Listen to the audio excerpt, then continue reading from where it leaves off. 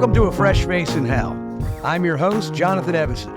Every week we talk to someone new and interesting, somebody intellectually curious, somebody who will hopefully renew our faith in this cold, cruel world we live in. A Fresh Face in Hell.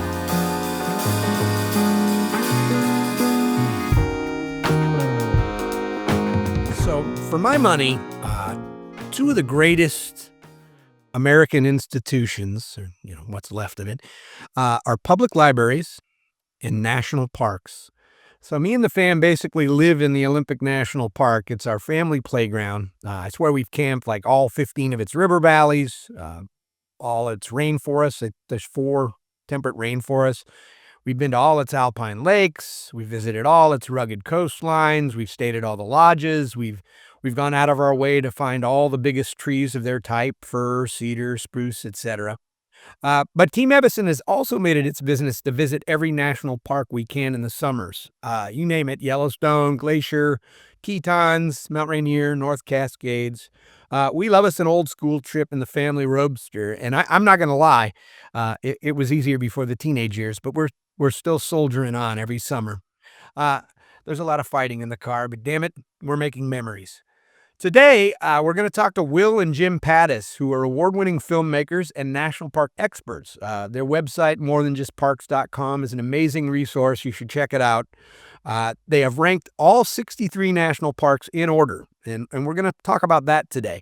Though, honestly, we may not get past 10 or 15, but I'm excited to hear their take on this. So please welcome to the show, Will and Jim Pattiz. Guys, thanks for joining us on A Fresh Face in Hell. Yeah, thanks for having us, and even getting our name pronounced right. That's a rarity. I do my Seriously. due diligence. I'm a pro. Barely. So let's start here. In the 60s and the 70s, the national parks were all the rage in America. I mean, like stations and wagons full of suburban American families piled into them. Every town, every national park gateway town was like thriving with tourist accommodations and not so much anymore. I mean, the American Natural Beauty, now when I visit, and we're going to talk about, I visit a lot of national parks, but now it's a lot of European tourists. I don't see so many American families. People aren't doing it that way anymore. But the numbers, I don't think, maybe you guys know more about this, I don't know that the numbers are actually down. It just doesn't seem like it's quite the same phenomenon here on the home front. What have you guys noticed or have to say about that? Yeah, I mean, I would agree with that sentiment. I think there's several reasons why Jim and I have seen this kind of happening. One, as you mentioned, is that it is not like this American rite of passage as it used to be, or so it seems. Like, I agree with you in terms of just overall visitorship from U.S. people. I think there are those particular parks like Zion, for example, like Moab, that town is insane now. It's wild. But in terms of most of the national It's park all the gateway hacky towns, sack guys, right? Like all the guys with their bikes and their hacky sacks. It's not like the families so much. What do we call those? The super crunchy granola people. Yes. yeah. A lot of ambient Dave Matthews going on. Yes. Yes, exactly. Yeah. But it does seem to be bought up a lot by like foreign tourism. One interesting thing that Jim and I do a lot of work in the parks, and like we were at the Gateway to Yellowstone a few years back, and one of the rangers was explaining to us, he's the guy who does the permits for campgrounds, and he was telling us that like as soon as they hit the lottery system, which it's a whole own mess that Jim and I don't like, but as soon as they hit the lottery system, they're immediately bought up by, like he was saying, Chinese folks that have like systems in place to just buy up 100% of the existing reservations. And he would go in personally and just delete. And he was like, I don't know if this is technically allowed what I'm doing, but I can see what they're doing. And I know that's not right. So I'm trying to combat it. So I know at least some of that's to deal with it, but yeah. Yeah, I would kind of agree with it. I mean, certainly, you go to a lot of the parks and just in, Will and I's travels in the last 10, 15 years through the parks, so much has changed just in that time period, in terms of visitorship and in terms of the ability to get a campsite, or what requires a reservation and what doesn't, and all those kinds of things. So I feel like there have been a lot of roadblocks that have been put up to the traditional American road trip. And I really feel like the concept of the, um traditional American road trip is kind of it's dying out, because everything now has to be booked, 6, 12 months in advance, and frankly, ordinary Americans, mom and pop that used to, see the USA in your Chevrolet, they can't afford to, be making these reservations, these speculative reservations so far in advance and planning their entire trip around that, so I feel like a lot of people have been priced out, frankly.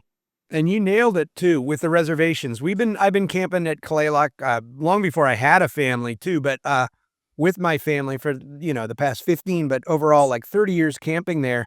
And now everything is reservations. And not only is there the idea that they can't necessarily afford to do it in year advance. If you got a family, you don't know, you may not have the dates for your kids' summer camps. You know what I mean? It's really hard to coordinate. It used to be early bird catches the worm. Some were reservations, and that's fine. But when you do it all that way, what happens is if you're lucky enough to get a site, because they'll leave like 4 or 5 sites that are first come, first serve, and you got to be there at the crack of dawn. If you're lucky enough to get one of those, you'll notice that the prime sites, like 40% of the time, nobody even shows up, and they don't put any kind of moratorium on it. Like if you don't show up by 3, we're gonna, tough luck. We're gonna give it out again. And that kind of, I don't know, that I think you really hit on something there. I think that's one of the reasons. I mean, if you're gonna pile into your car, and also I think motels have kind of gone a little, I mean, people hospitality has sort of changed a little. The motor court isn't what it was in the 60s and 70s because you guys, I'm sure, have been to Port Angeles, where I live half of the time, which is the gateway to Olympic National Park. And like we've got all these great old hood of the Riviera and like all these old great, the signs are still great, but the motels are, like tenant motels now. How did you guys get in? Did you become obsessed with the national parks, and both of you, no less, in the first place? So yeah, there's a good, Jim and I, a while back, basically, when we were fresh out of high school, we took this kind of spur of the moment road trip with friends. I think we were about 18, and we piled into our grandmother's Prius. We like crammed the back full of backpacks. We have a really fun photo of that. And we just like set out for the Grand Canyon. We made this decision like 2 days before, and this goes to what we were just talking about, the Great American Road Trip. And we're like, let's just go see it.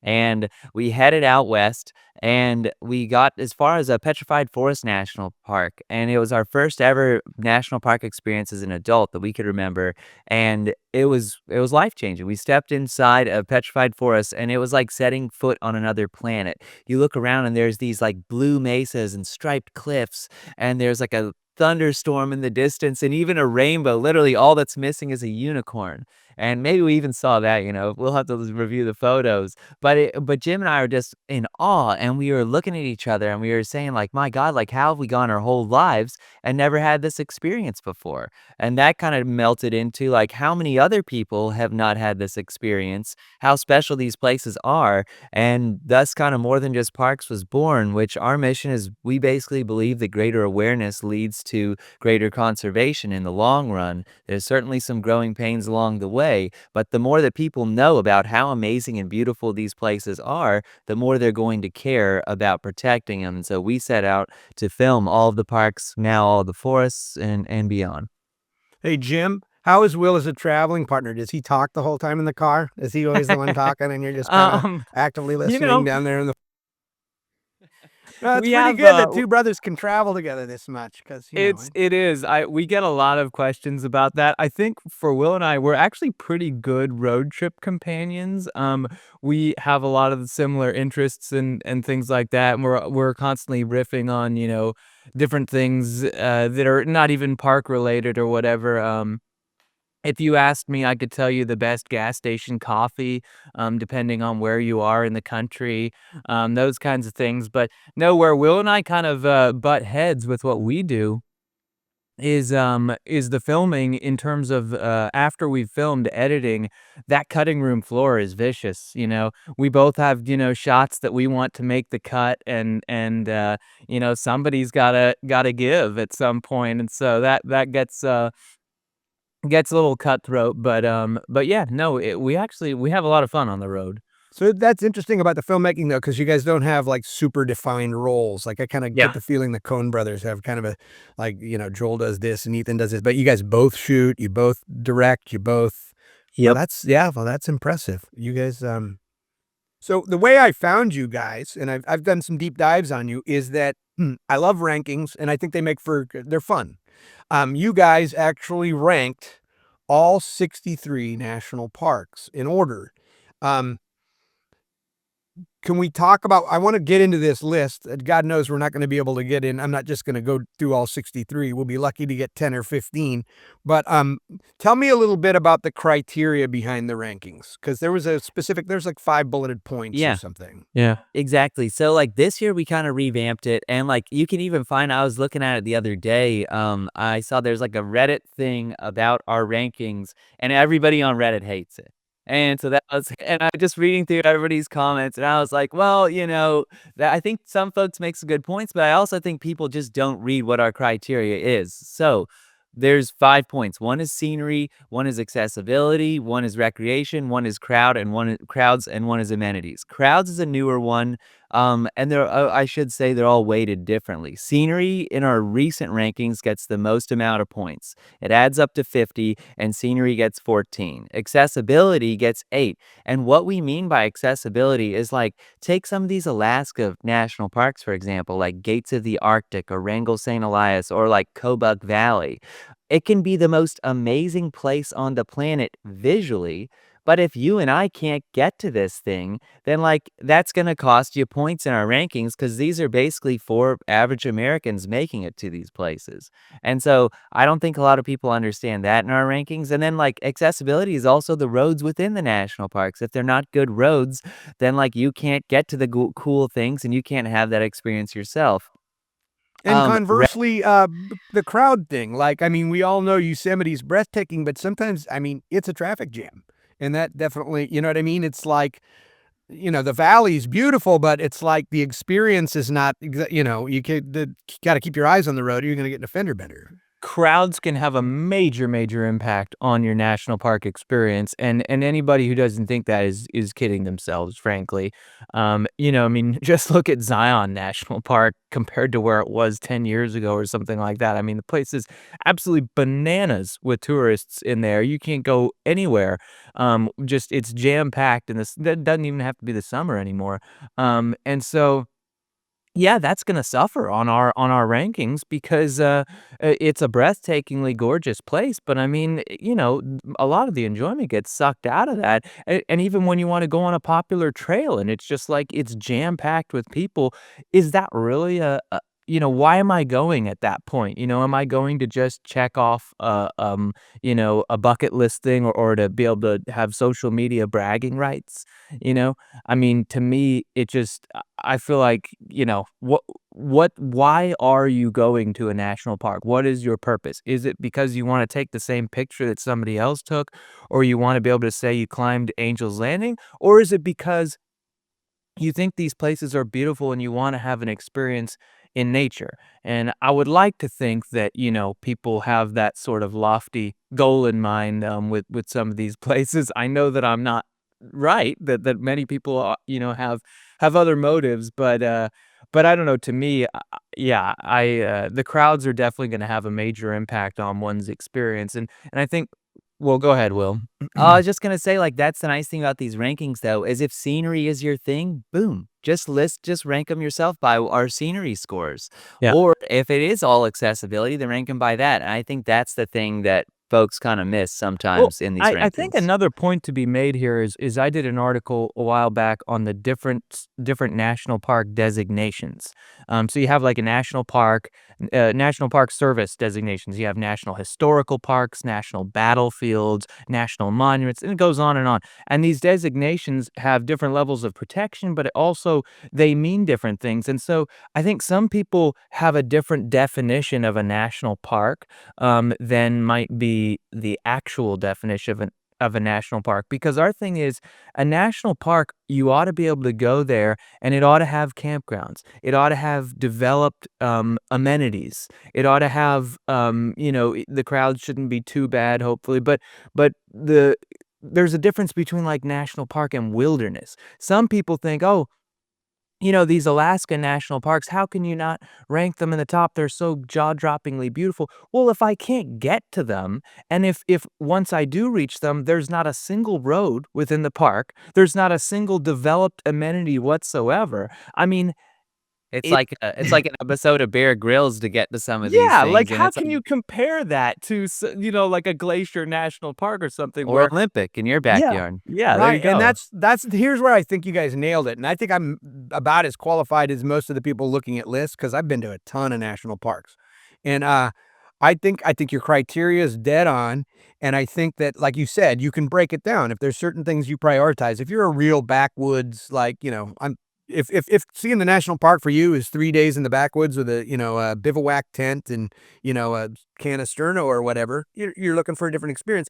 Your list allows us to take that into consideration because I looked at a lot of lists before I decide on yours. I mean, you're not the only guys to do it. I think you're the only one I found that had all 63, which was impressive.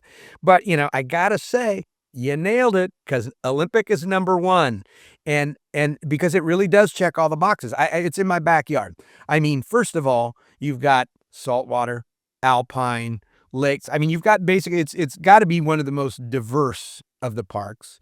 Um, Great amenities, super good accessibility. It's kind of cool. If you want to go all the way into the interior of the park, you're gonna have to hike. But there's 4 different roads that go 13 to 17 miles sort of radially into the park, kind of get you near the center. And then they have excellent maintained, well-used trailheads that will allow you to really you can explore every inch. That's not the case with even like Yellowstone, which is sprawling. And so I really think you guys nailed Olympic at number one. You guys give me your quick insights on Olympic because you nailed numbers 2 and 3 too, by the way. But Well, I think every year, we come back to do the list, and it's just like, how can we put somebody above Olympic? I mean, I just don't know how it's possible, because the park really does have it all. It's got, all of your as you just mentioned, you have the beach, you have the coastline, you have the lowland forest, you have the rainforest, the Hoh rainforest. I mean, some of those like incredibly unique facets that are in the park, but also all those other, I mean, the Olympic mountain range. I mean, come on, you could go there just for the mountains and just spend weeks up there and not even touch some of the rivers and rainforests and all these other, waterfalls and aspects of the park. It has everything you could possibly be looking for in a national park, in my mind. So it's how do you compete with that? Yeah, I agree. It's at least 4 parks in one, and the recreation, possibilities are amazing. Not to mention, like, one of the points that we get on Olympic is like, "Oh, the crowds are getting crazy these days," but you can always find spectacular, uncrowded places in Olympic. Even a lot of the popular ones, like go to Queets or the Quinault Valley or, that new Elwood Dam, which has amazingly been removed. let's keep Yeah, Quinault yeah, I know, quiet. yeah. I That's mean our go-to, man. There's still some walk-in sites there that nobody knows about that are just amazing if you're willing to drag your cooler for a couple hundred yards. Yep. But I got kids for that. Yeah, Quinault is amazing, but it's the least accessible in terms of how far it is to the urban centers. But like once you get there, there's amazing. I mean, the lodges. There's 2 lodges that are amazing. There's great little store and so forth. So Mhm. kudos for you. That's how I knew I trusted you guys. I guess I know it's my home turf, but I really do, having been to all the rest of these. Again, you returned to Washington for number 2, and I couldn't agree more. Uh, Mount Rainier National Park. Tell me, both of you guys tell me, like, what. I mean, it is the most impressive mountain in America. I know Whitney's taller. There's 4 or 5 in the Rockies that are taller, but none of them, I mean, Shasta maybe comes the closest in terms of just starting at sea level, and it's just like, boom. Yeah. Yeah. Like, every time I go to Mount Rainier, and I've been more than maybe 3 dozen times, it takes my breath away looking at that mountain, especially when you get inside the park.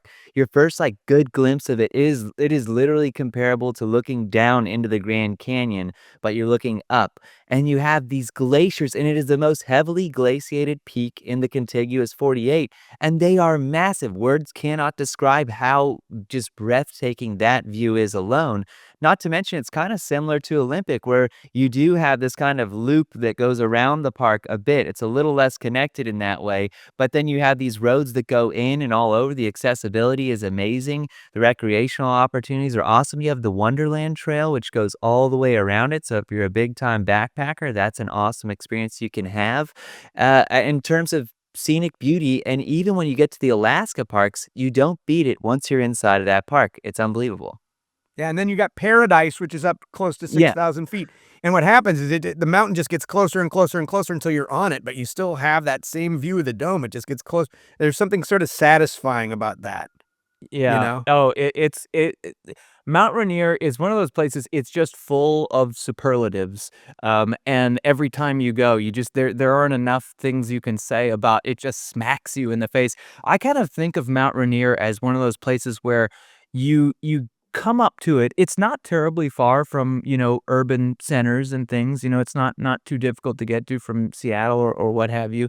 Um but you get to it, you see this mountain, and it's just kinda like I don't know, for me, I sort of think about, like, some of the European settlers that first came here and must have seen this unbelievable mountain and just surrounded by, tall firs and wilderness and everything and these rivers, and I just think, how amazing is it that we've protected this huge area, that we can still have those same views that people had, hundreds of thousands of years ago. I mean, it's awesome. Yeah, anywhere else in the world, you would have just tourist junk all over that place. Yeah, and the drive is like it looks closer on a map than it is. The drive always surprises you how long it is because the Yeah. mountain looks Yeah. close because it's so goddamn big, but, like, it's a great drive because you see it the whole way. I mean, it's just Yep. never it's a beacon the whole way. I do think it's time we change it to Homa. I mean, I think if I think so. yeah, it should be, it should be Tahoma National Park. Yep. And I think there's a strong I mean, Washington's really progressive in that way. We're renaming my kids' um, elementary school's now been Oh, changed back to its native name. I mean, we're actually very It's going that awesome. way. I would be surprised within the next decade if Mount Rainier isn't renamed Mount Tahoma. I would've Number I oh, Oh, go yeah, ahead. I was gonna say I would've thought that that would've been a priority for this administration. We were shocked that that didn't happen now, Yeah, I mean, that's, we got McKinley changed, right? I mean, to Denali, which it should Yep. be. Well, and we've got Holland in there. We have the Chuck Sams, both the native folks in those roles. So hopefully we'll see it coming up. Okay, so number 3, again, you nailed it because this is one where I usually do 2 parks in, several times. Have done both of these parks, of course, Yellowstone and Teton bordering each other, but every time I'm like, I mean, I get it. I love Yellowstone. I mean, the geological stuff is really kinda cool, but I'm a mountain guy, and it is. You're just kind of on a flat plateau. There's not a lot of great mountainous stuff, and it's really about there's a lot of crowds. Like, there's that one shopping center, huge, like, center where it's like Disneyland or something. It's just so huge, and, I mean, I don't wanna knock Yosemite. There's amazing things about it, but then when I leave the park from the south and I go through Teton, I'm just like, "Holy cow, this is just" it's just so sudden, and you get to some place like Lake Jenny, and you're by yourself. You take that little trail on Lake Jenny, and, I mean, you're privately sitting there, and it's like, this is the view I see on the postcards, except I am, like, way closer. I can throw a rock across that lake almost. So, I know that probably, then ranking it at about tell me about you guys ranking it number 3. Yeah, well, Jim, you wanna take this? yeah, I mean, I think you kind of really hit it pretty well there because so many people go to Yellowstone, and then they're almost surprised by Grand Teton. It's sort of like a 2 for 1. You're like, "Oh, yeah, we'll just pop down there." And then you get down there and you're like, "Oh my god, this is the park. This is the one that we should have spent all our time in." And the crowds just have a way. I don't know how, because you have Jackson Hole, you have plenty of amenities and things like that, but somehow the crowds seem to just melt away in Grand Teton. I don't know. I think the infrastructure is just really well built. They have that Rockefeller Memorial Highway that goes through there. Um, that's just it's really, you don't have many, as they call them, bear jams or whatever, and, I mean, yeah, those mountains, they just get you every time, and I think one of the things that's really neat about the Tetons, is that there are no foothills. It's just giant mountains right there, bam, and you're just like yeah, and that those views, I mean, and that's sort of where Ansel Adams, really made his bones out there with some of his amazing photography, and you can see it. It just smacks you right in the face when you go. So I will always love visiting that park. Yeah, I think it's people don't realize because it is kind of I mean, it's not like Olympic, this big sprawling radial thing. It's more of a barrier range, and it looks just kind of linear, like, "Okay, we've seen it. We saw that view," but people don't realize that you can wind in through there, and you never lose those incredible vistas. Number 4 is one that's gonna surprise a lot of people, I think. I spent some time there 'cause, as a kid, we had a barracks. We called it a cabin. It was literally like a 400-foot barracks out in, Lucerne Valley, but, so we would Oh, visit cool. Death Valley out in the Mojave. Awesome. So you guys have got Death Valley at number 4. I think this is one of the more surprising choices. It's got that stark beauty, but I wanna hear your guys's, why? I mean, so Jim mentioned superlatives earlier, and for me, it's Death Valley because Death Valley has the lowest place in North America. It's got the hottest place in North America. I think it's like 134 degrees air temperature, which is just like, my God, like I know we've all been in some hot times, but woo. And especially on that desert floor, you also Iraqis are have, like, "Hold my beer, dude." yeah. Iraqis are like This is true, but it's also the driest place in North America. It has the tallest sand dunes in North America, and it's again another case of like kind of the opposite many parks in one of Olympic. Whereas Olympic, it's like this thriving, beautiful forest and just for lush. And Death Valley is the opposite of that, where it is so dry, it's so otherworldly. That's why they filmed things like Star Wars there, because it does feel like you're on another planet. But not to mention, you can be in the valley floor at Death Valley and it's like 100 degrees. And then you go up, take some of these roads because it's also the largest national park in the contiguous US, which people don't, I think, realize.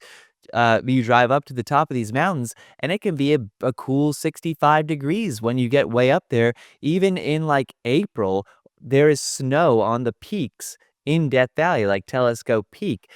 Driving from one end to the other takes more than 3 hours. It's massive, and, like, again, a place where you can easily escape the crowds. I will add this caveat, which is, please, for the love of God, like, if you're driving into Death Valley, bring extra water, like, bring so much because breakdowns happen, and just, like, don't go hiking off, like, that's, like, one of these parks where people die unexpectedly, Yeah, healthy wear people, and boots it's too, cowboy boots. There's yes, a lot of yeah. rattlesnakes and stuff. Yeah, And I'll stop another there. thing about that low point, and we'll get to you on this one, Jim, is that you can actually, from the lowest point in Death Valley, you can see the highest point in the contiguous United States, which is the peak Yeah, of Mount Whitney, which yeah. is not Rainier, and it's about, I mean, you have to locate it among that sort of sawtooth ridge, but I mean, that's kind of a cool thing. Here you are at the lowest point in America and looking at the tallest. Yeah. Jim, I want to hear your thoughts on Death Valley. Death Valley, yeah. Well, so Will loves Death Valley. Will is a huge Death Valley fan. Will has spent a lot of time in Death Valley. I really like Death Valley.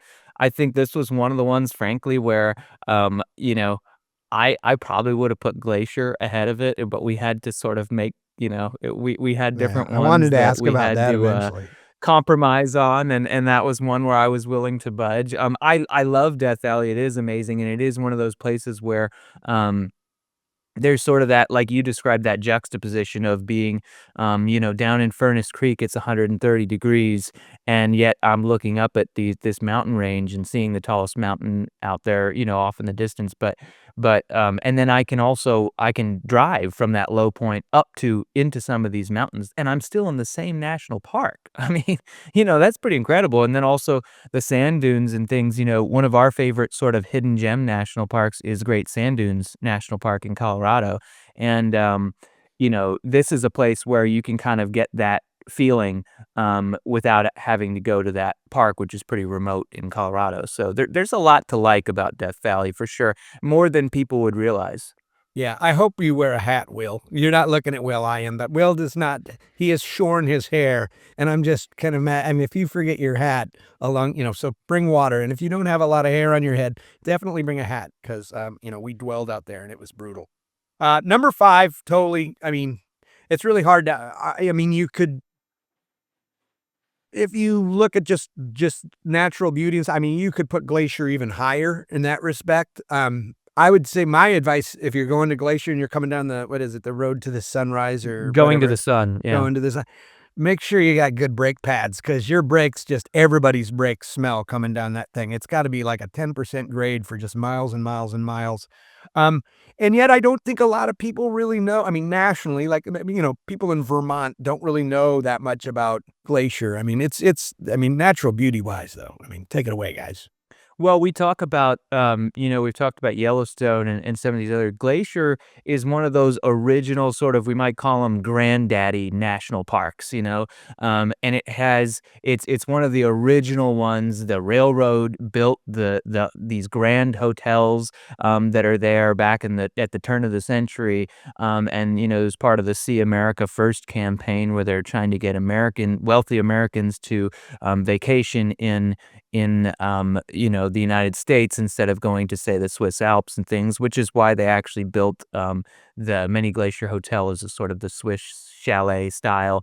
But so that's one of the things I like to talk about with glaciers is the architecture of those old hotels, those grand hotels with the just giant trees you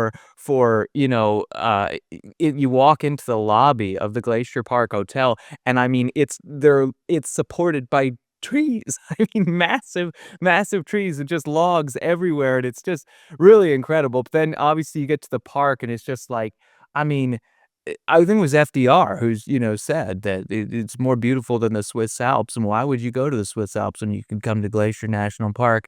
Um, and yeah, I mean, the mountain views are absolutely incredible. You go up to Swift Current Lake, and you just sit there with that jagged mountain right in the middle of it, and the absolutely glassy water, and all those colorful pebbles and Lake McDonald, and it's just, I mean, I could sit there for hours and hours and hours and just, it's sort of like sitting on the rim of the Grand Canyon. Yeah, Glacier is one of those places that are very, very special. I would say it's one of the crown jewels of the national I'd park agree with system. that. And the Canadian side is almost equally Yep. impressive too. And that's kind of not in this conversation, but Mhm. the one bittersweet part about Glacier, of course, is that we are very aware of the receding of those glaciers. We see the pictures from, 1930 when those glaciers came all the way, they came all the way down the valley, and now they're just receding, receding, receding, receding. But hey, no global warming. I don't want to make a bummer out of that, but, like, you know what I mean? That's the one bittersweet thing. It's like every time I only get there every like 10 years or something, and it's like, yeah, you see a difference.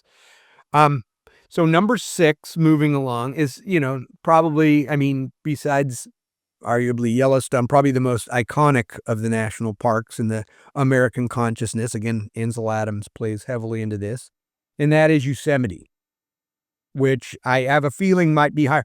The thing, my only knock on Yosemite is I mean, this is gonna sound bad. It's only a valley, but you know what I mean? It is kind of just a linear trip.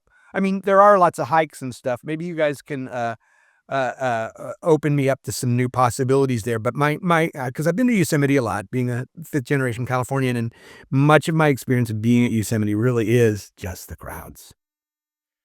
So I'll say the positives on this one, and I'll let Jim dive into exactly what you're talking about there.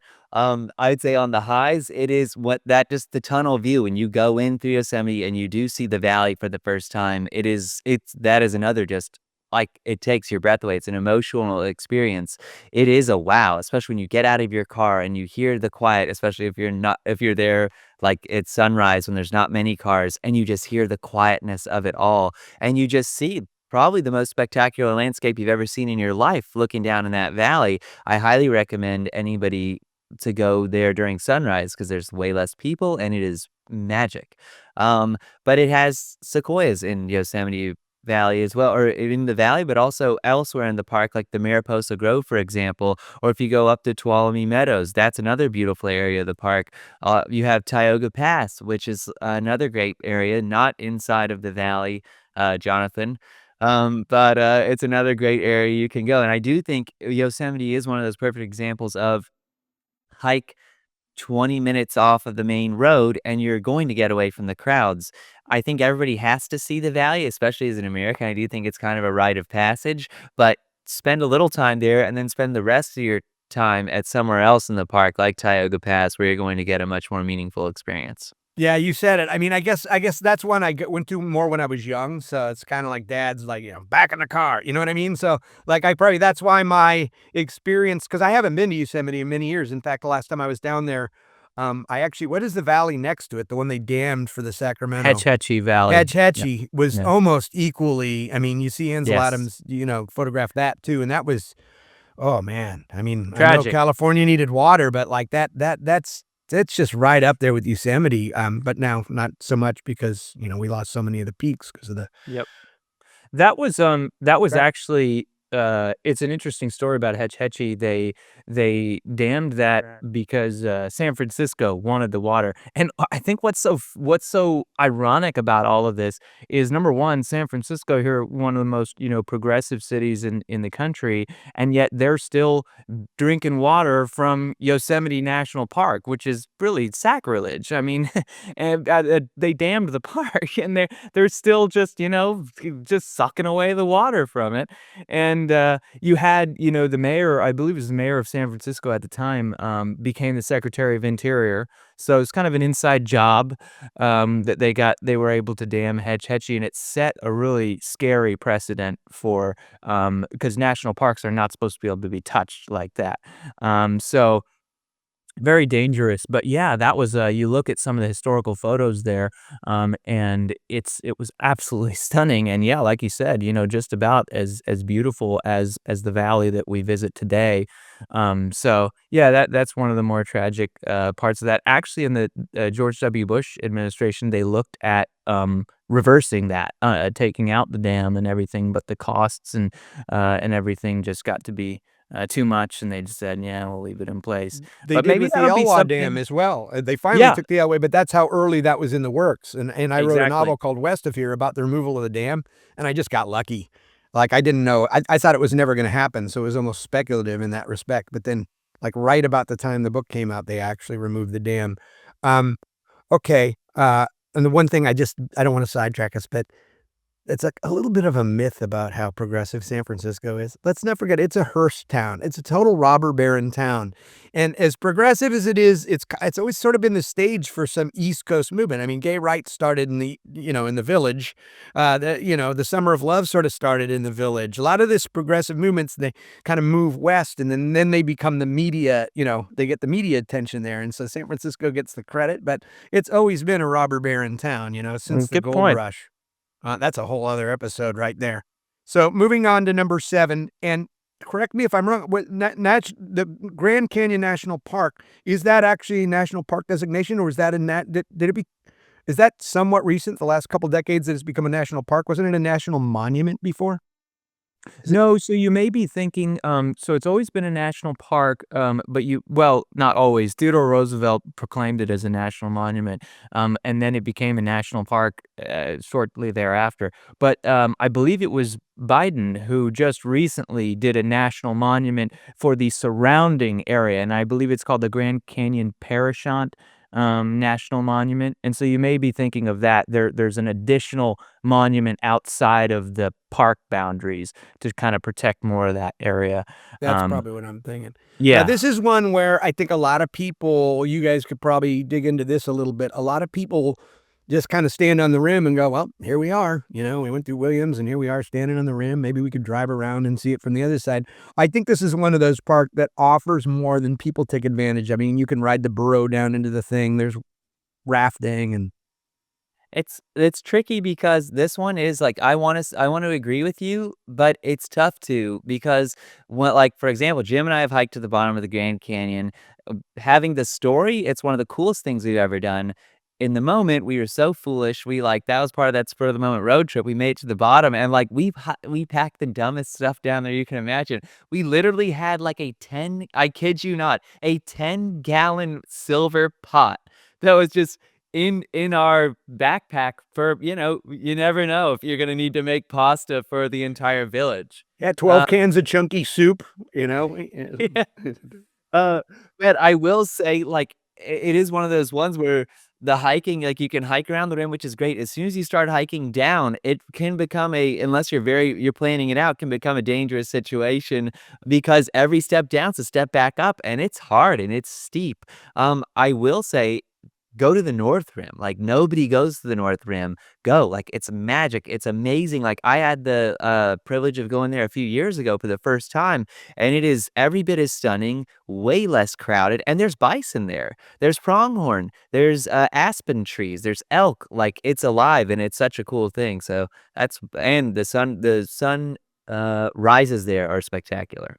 I wanna say one quick thing about Grand Canyon, which is, a lot of people think about South Rim, you think about Mather Point, that's the, place where everybody goes, packs in there, and yes, the Grand Canyon does see a lot of crowds, always, always, always well worth the trip. I just Yeah. can't say that enough, and even if you're going to the South Rim, even if there's a line of cars if you've never been, you absolutely must go, and the thing that people don't realize is you can go to the South Rim, you can park in that parking lot, you can walk up there and you see all these people at Mather Point, 10-minute walk from there, you can be all alone.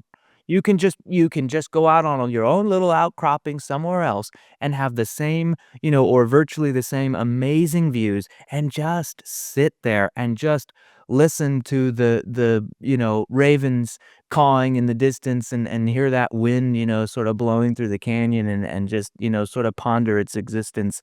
Uh, you gotta do it. There's a conspiracy theorist there's these people that think that honestly, they say it was like a, Egyptian copper mine. It's man-made, like, it's not eroded. It wasn't eroded by the river. They say, well, I mean, they did they're always convincing with it's like, "Well, look at here's a picture of a copper mountain, here's a Grand Canyon. See? See? See? They look alike." It's crazy. It's So like the birds aren't real, one, that's yeah, yeah, we talked about that on an episode recently. okay. Um, so we're down to number 8 now, and this is one I don't feel like that many people go to. They're aware of it. People, they know about General Grant and General Sherman. It was I was on a tour stop in Bakersfield, which is about as close as I was gonna get to it, and it was a long trip, but I'm like, "Dude, I may never get a chance. I gotta see the sequoias because 'cause I'm a tree guy, Olympic National Park's got 3 or 4 of the biggest trees of their types, evergreens. Um but talk to me about Sequoia National Park. I feel like that's one that's not real busy. I mean, there wasn't a big crowd there when I went. Yeah, well, Sequoia for me so we talk about our rankings, Sequoia is actually my favorite national park. Um, I just you mentioned you're a tree guy, that's me, I'm a huge, huge tree person, and I don't know, for me there's something spiritual about walking through a grove of these ancient, giants that are, have been around since before the fall of the Roman Empire. I mean, you're walking around there, and these things are just absolutely massive, and they're towering, and they've seen everything, and they've just persevered. And you get out on a hike there, and just being alone in one of those forests. I like to go in the winter. There's nobody there. If the roads are clear, you can get up there and just be totally by yourself and just hear the wind blowing through those giant trees. And there's nothing like it on this earth. I absolutely love it. Well, if it's your favorite and it's at number 8, Will must really hate the place. I mean, geez, he must have it down like Well, 23, there's a 24. difference. Let me say there's a difference between my favorite and what I think is, for the rankings in terms of checking all of the boxes and what packs the most punch, things like that. But personally, I love Sequoia. I Yeah, I I loved think it it's too. I wish I only had like 4 hours there. That's my one you regret, gotta but go like I back. was glad I made the trip. I was as much time getting there and back as I was there, but I was like I had to. It was like as a tree guy, that's like the mecca. And I've been to the redwoods a million times, but there's Yep. something the magnitude, just the diameter of those trunks is just I mean, you get back out and you just look at regular 150-foot huge evergreens and you're like, "It looks like a blade of grass." And the only Yep. thing that saved those trees was that they were so massive. They tried to log those fuckers, Mhm. and they were so massive that they would just splinter. They would fall, they would just explode under the weight of their own, girth. Oh, that's a good fact. I would say just a quick, in terms of I think Jim and I both agree, and I think his point about, it being it's one of those ones where just because it's our favorite doesn't mean it makes it to the top of the list, contrary to what a lot of Redditors might think.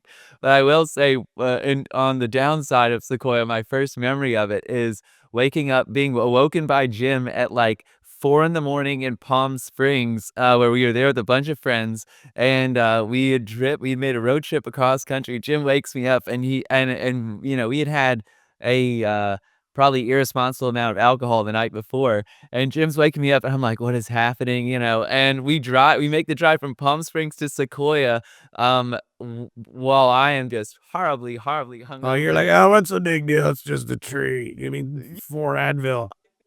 Well, it's that road that goes up to the top is so winding and so wild, and, like, all along the way, I'm like, "Oh god, we gotta stop, we gotta stop." I was glad to get there when we did, I was glad he did that, but I was pretty, took me a while to get to that point anyways. My wife had the exact same experience winding up to, we had drank a lot the night before winding up to, Crater Lake, and she was just Oh, like, yep, she yep. was green by the time we got up there.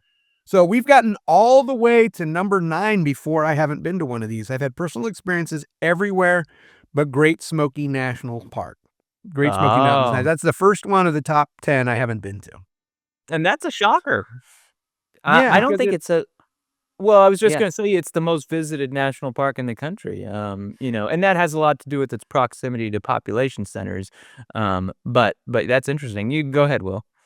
Yeah, I was just gonna say, growing up on the East Coast, we had never been to it. It wasn't even our first. It was maybe our fourth national park that we visited, and it's right there. It's amazing, and as opposed to like some of the other East Coast national parks, like Acadia, which a lot of people are fairly bitter, uh, didn't make the top 10 in our list. Great Smoky Mountains does, and it is like a real national park. Like Acadia, you kind of are going through it, and you're like, "Am I in the park? Am I not in the park?" Or there's like a lobster shack here, and there's somebody's house over there, but I think I'm in the park. Yeah. And in Great Smoky Mountains, you know when you're in the park. There are no other, like, private houses and that sort of stuff in there. There are no lobster shacks. That might be a great addition. But it is a park person's park, and it's like this old Appalachian beauty. I think a lot of folks don't know that the Appalachians are the oldest mountain range in the US. They're a lot more rolling, they're a lot more gentle. And so especially in the fall, it's just like it's unbelievable. I think in the Northeast you have the absolute best in the world fall color, but in the South, like it's wild that you can get the reds and the oranges that you get in the Smokies. Not to mention there are elk in there, massive elk, and in the South they've been basically extirpated, so that's pretty cool. Yeah, one thing I love about this as a college football fan is there's always an East Coast bias. But when we talk about national parks, we had to get all the way to number 9 before we got out of the West. So I'm like, yes, the West, because I'm so used to like, my undefeated college football team doesn't even make the AP top 25 because, everyone's asleep when they play or whatever. So Yeah. that is, yeah, I'm surprised I've never been to Great Smoky Mountain National Park either. Um, Now, sorry, we're moving quicker because, God, this is so fun. I could talk to you guys forever. If you're ever in Port Angeles, you're coming to my cabin because it's kind of like a lodge. You'll dig it. Sounds And good. but Will, you will be hurting in the morning. I There can we go. promise That you sounds that. great.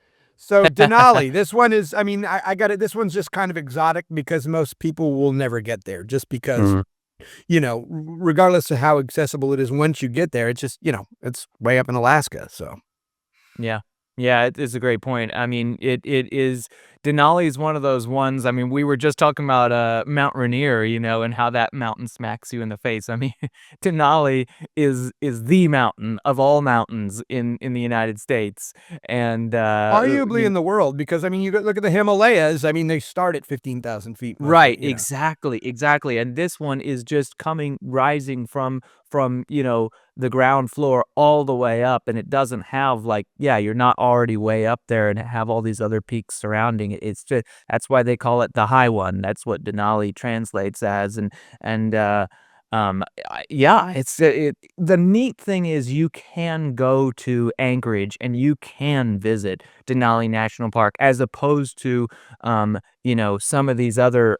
of the other Alaska national parks, other than maybe Kenai Fjords, are extremely difficult to access. And Will, you did a whole article on Denali on the getting in there, right? I did. It's, in terms of Alaska national parks, it's easily one of the most accessible ones, which makes it awesome. I think you can drive into that park, which is amazing. You can even drive a decent ways down the main park road, which a lot of people don't know because it has its famous lottery system. Can't get anywhere close to seeing the mountain from there. But the thing is, like, this is a park that could be a number one because in terms of sheer scenic beauty, it's unbelievable and it's massive. It's way bigger than the others. However, it's Alaska. You gotta get there on a good day. Most people who visit Denali never see the mountain. And so it's tough because in terms of accessibility, you have to go all the way out to Alaska, and then even when you get in the park, you might not even see anything, so Yep. Okay, number 11. We did make it out of the top 10, barely, because I still have some other questions I want to ask you guys beyond the list, but we'll Yeah. try to get through a few more of these. Redwood National Park, and like for me, I got to remember, so that'd be Jedediah Smith, because Mhm. so much of the Great Redwood is state park too. I mean, those are some of Yep. the, if we were to talk about state parks, California state parks are amazing, I mean, because of the Redwood Oh. parks. Yep. But talk to us about Redwood. I mean, I think Jim's going to probably take the lead on this one because it's all about the trees. Yeah, I mean, Redwood, you just hit on Jedediah Smith, so that's an interesting little side note about Redwood's designation is it's actually called Redwood National and State Parks. It's kind of a unique sort of thing in the national park system where it's a blend of state and federal land that's all kind of quasi managed together, sort of. And so anyway, you have these sort of sections of these red coastal redwoods. Um, and, I mean, they're the tallest trees on earth. You go there and you just look up and you just see these just absolute giants. And the thing about redwoods is like, redwoods and sequoias are obviously very similar. Sequoias just the magnitude of them, they're just, megalithic. Redwoods are still quite large around, but it's that height, it's that Yeah, towering height. they're the good 100 feet higher at times. Yeah, and I mean, and again, these are, every bit as old, a lot of them are every bit as old as the trees, in Sequoia National Park as well. So you're still getting trees that are over 1,000 years old, which is just, I mean, that's that's hard to understand when you're hard to fathom when you're visiting, and it really boggles the mind. The other really cool thing about Redwood is you have the coastline, and we've been, Will and I have been, we've seen humpback whales coming out of the water there, and so that's kind of a neat, thing where you can go, you can see the tallest trees in the world, and hike through these, this beautiful misty forest, Endor, Star Wars. You're looking for the Ewoks to jump out at you, and then yeah, you can go to the coastline and see that, and they have a number of waterfalls and other features that are That just whole drive up 101 is just so amazing. I mean, you could Ugh, literally just it's edifying if you don't even get out of the car, and you can drive through the absolutely. trees and all that. I don't know if we'll get to 15 because I got to ask you guys about Okmulgee in a minute, but I mean, I kind of got to ask. And what is the lowest rated national park? What came in at Oh, yeah. 63? And here, I know you guys are going to haggle a little bit, and that's what I Oh, Oh, like. I no, like to see. no. Oh, this you was guys both easy. agree? We Oh, okay. agree. Oh, All yeah, right. Very What easily. is it? So it's I shouldn't even say it's a park. It hurts me to say it's a park. It's the Arch in St. Louis. It's, Yeah, Gateway it's Arch.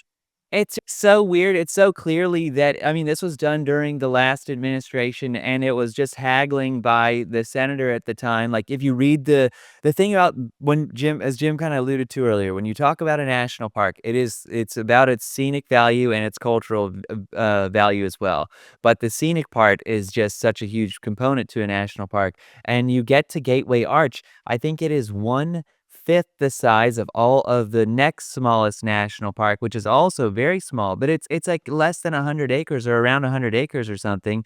The Arch, it should be a national it shouldn't be a national park, it should be a national historical site or a national Sure. monument It or, should be whatever, Where's the the Space statue Needle of National Park for that matter? You right, know it what I should be mean? whatever It's not even the coolest neighborhood in St. Louis, I mean, the Hill's exact cooler, West Central End's cooler. or Central West End, whatever It it's should called. have the same designation that the Statue of Liberty has. It's just a national park, that's an exclusive club, and I feel like it just that Gateway Arch, it really bugs me that they put that in there. I see It why it just was so cheapens the whole easy system, now. I think. Yeah, I see why it's so easy now. So I have to ask you guys in particular, because we're getting down there in time, about Ocmulgee Mounds in Macon, Georgia. You guys have a personal connection to that. You got some Georgia roots, but you had some participation in that national park somehow, didn't you? Yeah, it's like it's an awesome project that Jim and I are super excited. So Jim and I are both from Georgia. We grew up there, and our experience in national parks is everywhere else except for Georgia. This is one where our current senator, amazing senator John Ossoff, is working really hard alongside bipartisan with the entire Georgia delegation to make this a national park. And Okmulgee is like Jim says it best. It's like the Washington D.C. It was the Washington, D.C. of the Creek Nation back in the day. And so just imagine this, like you go there, you see these amazing, it's known for its mounds, Indian mounds there. And these things are so cool. They have one that you can walk in and see what it was like when they had their meetings back in the day or their ceremonies. They have one that you can walk on top of. And then they have other various ones throughout the park. But if it becomes a park, currently it's a National Historical Park. If it gets the designation, which we were just out there working with the senator's office, with the city of Macon, and the National Park Service to create a film that the legislation was introduced last week, and hopefully by the time this airs, It you'll just be, made it out of committee in the Senate, so it's gonna go to the floor, which is really yeah, exciting. which is Okay, well, I'll really have to cool. go back and watch the Schoolhouse Rock to remember what the Ye next step yeah, is. where we Uh, are in the so, you know,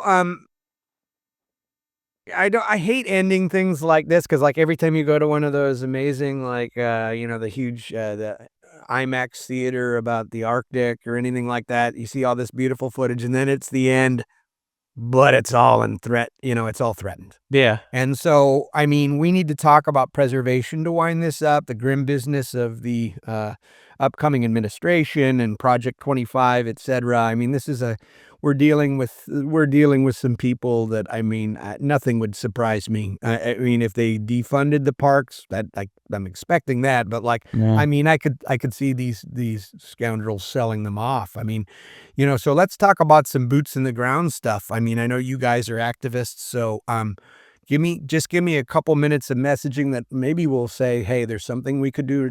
I mean, I'm a Sierra Club. I give them $30 a month for like 20 years now. It adds up, but like, what can we do? Yeah, let me pop this one, Jim, and then let me give you the second half of this just while I'm thinking of it. Is like we talk about national parks a lot, and national parks are amazing and they deserve it. But I think where the battlefront here will not be the national parks. It's going to be the national monuments specifically. It's going to be national forests. People need to pay very close attention to. Most Americans live within an hour drive of a national forest and don't even know it. You I can live have in one. yeah, oh, lucky you. I mean, that's amazing. One of the most beautiful ones, I might add. The Olympic National Forest is absolutely stunning.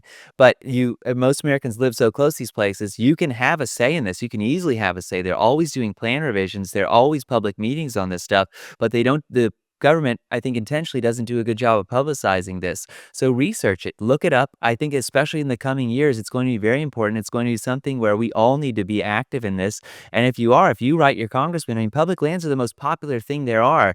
If you get rid of your public lands, you have to be in a very specific place where that's okay. Most people love parks, they love forests. And so as we see these places come under attack, as we will, especially with this sort of, secretary coming in, it's going to be important that we all get involved. Jim, I know knows more specifics about some of these folks and probably what we're looking to see, but I would just say watch the forests and watch the monuments and BLM. Yeah, I was about to say Bureau of Land Management, manages more acreage in the United States by far than any other land management agency, and this is pristine, a lot of this is gorgeous, gorgeous country, you may have probably have camped on and you didn't even know it, and yeah, what Will said is absolutely right. It's not necessarily the parks. The parks are gonna face some threats, but it's these other lands that don't quite have the protections that a national park might have. They're gonna face some serious, serious, threats under the coming administration. I mean, I do think it's gonna be an all-out war on public lands in terms of, resource extraction. It's gonna be totally prioritized on dirty resource extraction, and sadly, I think, we have a lot of laws on the books to prevent these things from happening. One of them is is NEPA, National Environmental something or other, but anyway, it requires the government to, conduct these sort of exhaustive environmental studies, before they can do something on public land, something that might damage them, and, what the last Trump administration kind of showed is they just ignore it, and so it's really concerning. I would tell people, get involved with organizations that are gonna take them to court, because that's really our last best hope is obviously let your elected representatives know that these places matter to you. Get involved with the public meetings. They post these on what's called the Federal Register, and you can go check these things and you can be a part of them. There's a lot of them Zoom or whatever, and you can submit your comments. I will say, he rescinded Bears Ears National Monument and ignored all of the public comments that said, don't do this. So, do make the public comment, but more than anything, frankly, get involved with the organizations that are going to take these guys to court and that are going to gum up the works and try There and you slow go. this down. They are Will and Jim Pattiz. You guys have been amazing. I've had so much fun. I could talk to you guys for like 5 hours. I didn't even get to talk to you about Carter Land. Jimmy Carter, the greatest president as a human being that ever occupied the space of the White House in my time. We will put a link to that on the website and so forth. And hey, I mean, sometime we'll do a Jimmy Carter episode. I love talking to you guys. If you're ever out in the Olympic Peninsula, you hit me up. Thank you so much, Will and Jim Pattiz, for joining us on A Fresh Face in Health today. Thank Happy you. to Thanks be so much, here. Jonathan. I'll see you out in the Olympic Peninsula. That's right. Serious standing invite, dude. Awesome. Yeah, that'd be great. It'd be a ton of fun. A Fresh Face in Hell with Jonathan Evison is brought to you by Fresh Face Pods and produced by Jason Botkin and yours truly. Check us out on Instagram, YouTube, or at our website at freshfacepods.tv. Don't forget to subscribe to our newsletter for updates and special content.